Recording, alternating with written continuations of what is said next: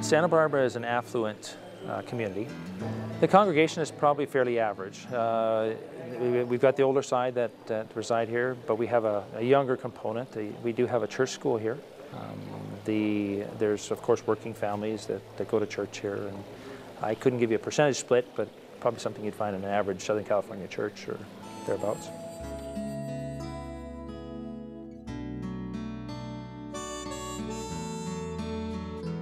I enjoy working with young people, but what I really see is that a lot of them have taken an interest in coming to church every Sabbath and doing their part to make the ministry go. They seem to be more upbeat, more interested in church. Their attendance seems to be better, all because they have ownership in the church. And so that does my heart just wonderful to see that they are actively involved. Chris wanted a lot of young people to get involved, and so it's just kind of like all the young people at church just thought it was so cool, like, oh, videoing, oh, that's so awesome, you know. We were implementing this technology. He just asked if I'd be willing to help, and I like working with computers and stuff, so I just thought for the fun of it I'll do it, and then it grew into a whole different goal. Well, that's been changing since I first got started with it. It evolves and trying to stay on top of ideas and changing trends in the internet ministry. But right now, I think what our real focus is to take the internet ministry from thinking so globally to bringing it down to supporting our church here in Santa Barbara. What we want to do is use it as a tool to promote the church more locally. So some of the things we're going into also are, besides podcasting and video that we do now, we also want to look at making some commercials that we can use on cable TV to cross-advertise the church and the ministry. Well, mostly what happens on any given Sabbath, just after the children's story, and we'll carry the whole church service through to the end, is we'll set up our equipment. We've got 2 cameras that we use. We have our own little production room that everything streams into, and we'll produce our video from there. At the end of the road, there seems to be no way out. Remember that when God speaks, the earth trembles.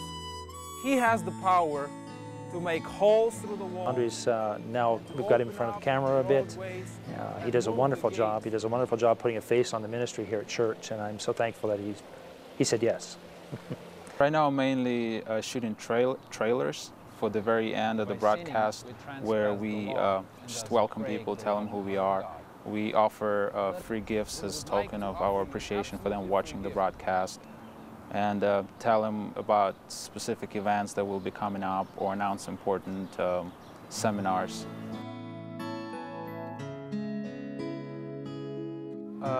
Most of the offers we receive are from outside the area, generally in the United States. Some are from overseas, but there's one person who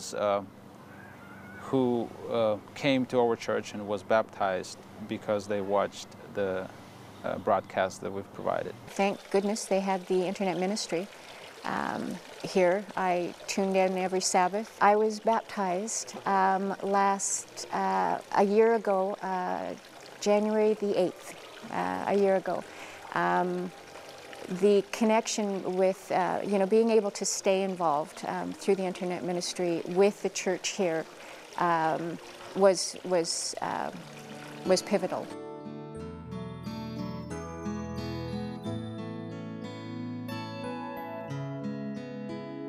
Most young people of the age range of 12, 13, 14 on through their early 20s are not being asked to do stuff in church.